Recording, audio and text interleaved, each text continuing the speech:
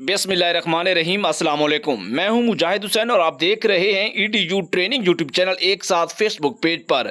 मेरी तरफ से तमाम देखने सुनने वालों को, व्यूवर को, सब्सक्राइबर को ईद की ढेरों ढेर खुशियां मुबारक हूं। आपसे गुजारिश करूंगा कि कमेंट्स में हमारे साथ जरूर शेयर करें कि आपने कुर्बानी के लिए कौन से जानवर का इंतखाब किया है। चलते हैं फिर अपडेट की तरफ।